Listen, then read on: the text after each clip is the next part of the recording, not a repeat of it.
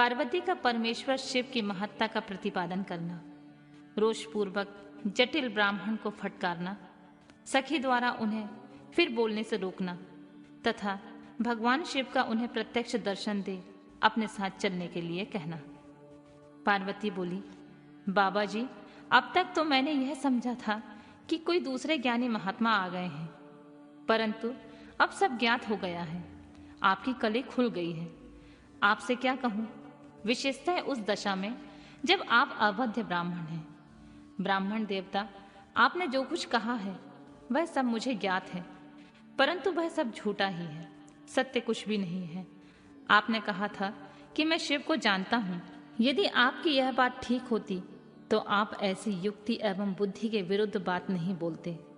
यह ठीक है कि कभी कभी महेश्वर अपनी लीला शक्ति से प्रेरित हो तथा कथित अद्भुत वेश धारण कर लिया करते हैं, परंतु वास्तव में वे साक्षात परब्रह्म परमात्मा हैं।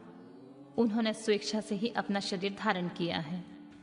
आप ब्रह्मचारी का स्वरूप धारण कर मुझे ठगने के लिए उद्यत हो यहाँ आए हैं और अनुचित एवं असंगत युक्तियों का सहारा ले छल कपट से युक्त बातें बोल रहे हैं। मैं भगवान शंकर के स्वरूप को भली भांति जानती हूँ, इसलिए यथा योग्य विचार करके उनके तत्व का वर्णन करती हूँ। वास्तव में शिव निर्गुण ब्रह्मा है, कारण बस सगुण हो गए हैं। जो निर्गुण है, समस्त गुण जिनके स्वरूप भूत हैं, उनकी जाति कैसी हो सकती है। वे भगवान सदाशिव समस्त विद्याओं के आधार हैं। फिर उन पूर्ण परमात्माओं को भी विद्या का क्या काम। पूर्व काल में कल्प के आरंभ में भगवान शंभु ने श्री विष्णु को उच्छ्वास रूप में संपूर्ण वेद प्रदान किए थे। अतः उनके समान उत्तम प्रभु दूसरा कौन है, जो सबके आदि कारण है। उनकी अवस्था अथवा आयु का नापतोल कैसे हो सकता है। प्रकृति उन्हीं से उत्पन्न हुई है, फिर उनकी शक्ति का दूसरा क्या कारण हो सकता है।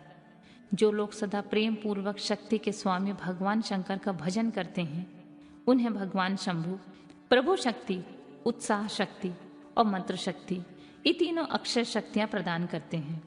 भगवान शिव के भजन से ही जीव मृत्यु को जीत लेता है और निर्भय हो जाता है।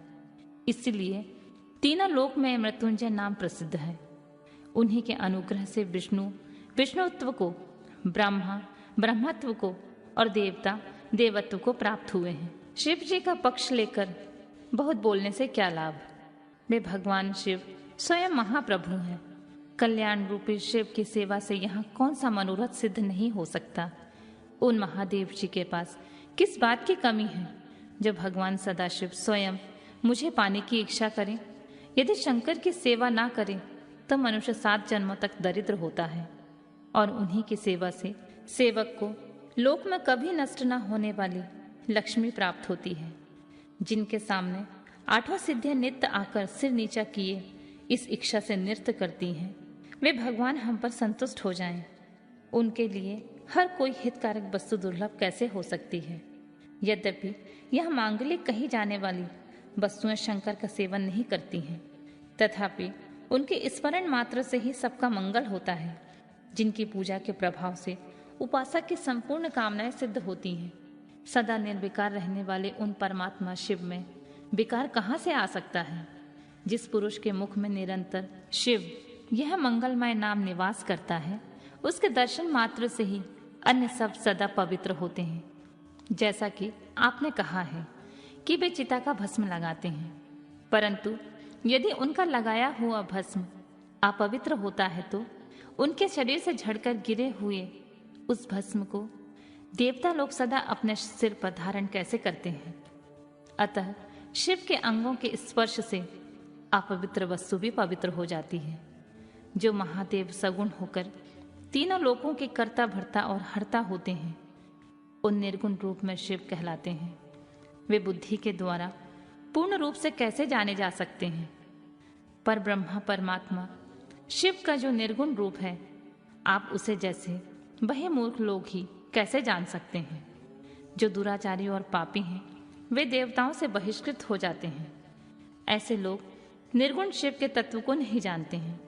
जो पुरुष तत्व को ना जानने के कारण यह शिव की निंदा करता है, उसके जन्म भर का सारा संचित पुण्य भस्म हो जाता है। आपने जो यहाँ अमित तेजस्वी महादेव जी की निंदा की है और मैंने जो आपकी पूजा की है, उससे मुझे पाप की भागनी होना पड़ेगा। शिवद्रोही को देखकर वस्त्र सहित स्नान करना चाहिए। शिवद्रोही का दर्शन हो जाने पर प्रायश्चित करना चाहिए।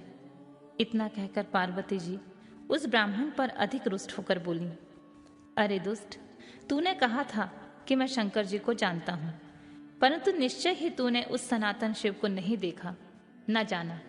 भगवान रुद्र को तू जैसा कहता है वे वैसे ही क्यों ना हो, उनके जैसे भी बहुसंख्यक रूप क्यों ना हो। सत्पुरुषों के प्रियतम नित्य निर्विकार वे भगवान सदाशिव मेरे अभीष्टम देव हैं। ब्रह्मा और विष्णु भी कभी उन महात्मा हर के समान नहीं हो सकते।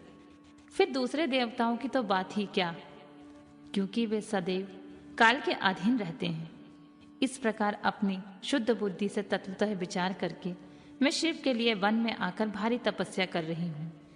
वे भक्त वत्सल सर्वेश्वर शिव ही हम सबके परमेश्वर हैं। दीनों पर अनुग्रह करने वाले उन महादेव को ही प्राप्त करने की मेरी इच्छा है। ब्रह्मा जी कहते हैं, नारद, ऐसा कहकर गिरिराज नंदिनी चुप हो गई और निर्विकार चित्त से भगवान शिव का ध्यान करने लगी। देवी की बात सुनकर वह ब्रह्मचारी ब्राह्मण जो ही कुछ फिर कुछ कहने के लिए उद्यत हुआ, त्यों ही शिव में आसक्त चित होने के कारण उनकी निंदा सुनने में विमुख हुई पार्वती अपनी सखी विजया से शीघ्र बोली। पार्वती ने कहा, सखी, इस अधम ब्राह्मण को यत्नपूर्वक रोको। यह फिर से कुछ कहना चाहता है। यह केवल शिव की निंदा ही करेगा। जो शिव की निंदा करता है केवल उसे पाप ही नहीं लगता, जो उसकी निंदा सुनता है वह भी यहाँ पाप का भागी होता है। भगवान शिव के उपासकों को चाहिए कि वे शिव की निंदा करने वाले का सर्वथा वध करें। यदि वह ब्राह्मण हो तो उसे अवश्य ही त्याग दें और स्वयं उसकी निंदा के स्थान से शीघ्र दूर चले जाएं। यह दूसरा ब्राह्मण फिर शिव की निंदा करेगा। ब्राह्मण होने के कारण यह बद्ध तो नहीं है, अतः त्याग देने की योग्य है। किसी तरह भी इनका मुंह नहीं देखना चाहिए। इस स्थान को छोड़कर हम लोग आज ही किसी दूसरे स्थान में शीघ्र चलें, जिससे फिर इस अज्ञानी के साथ बात करने का अवसर ना मिले। ब्रह्मा जी कहते हैं, नारद, ऐसा कहकर उमा ने जो ही अन्यत्र जाने के लिए पैर उठाया, त्यों ही भगवान शिव ने अपने साक्षात स्वरूप से प्रकट हो प्रिया पार्वती का हाथ पकड़ लिया। शिवा जैसे ही स्वरूप का ध्यान करती थीं, वैसे ही सुंदर रूप धारण करके शिव ने उन्हें दर्शन दिया। पार्वती ने लज्जावश अपना मुंह नीचे की ओर कर लिया। तब भगवान शिव ने उनसे कहा, प्रिय, मुझे छोड़कर कहाँ जाओगी? अब मैं फिर कभी तुम्हारा त्याग नहीं करूंगा। मैं प्रसन्न हूँ, वर मांगो। मुझे तुम्हारे लिए कुछ भी अदेय नहीं है। देवी, आज से मैं तपस्या के मूल खरीदा हुआ तुम्हारा दास हूँ। तुम्हारे सौंदर्य ने मुझे मोह लिया है। अब तुम्हारे बिना मुझे एक क्षण भी युग के समान जान पड़ता है। लज्जा छोड़ो, तुम मेरी सनातन पत्नी हो। गिरिराज नंदिनी, महेश्वरी, मैंने जो कुछ कहा है उस पर श्रेष्ठ बुद्धि से विचार करो। सुस्थिर चित्त वाली पार्वती, मैंने नाना प्रकार से तुम्हारी बारंबार परीक्षा ली है। लोक लीला का अनुसरण करने वाले मुझ सौजन के अपराध को क्षमा कर दो। शिवे, तुम तीनों लोकों में तुम्हारी जैसी अनुरागनी मुझे दूसरी कोई नहीं दिखाई देती। मैं सर्वथा तुम्हारे अधीन हूँ। तुम्हारी इच्छा पूर्ण हो। प्रिय, मेरे पास आओ। तुम मेरी पत्नी हो और मैं तुम्हारा वर हूँ।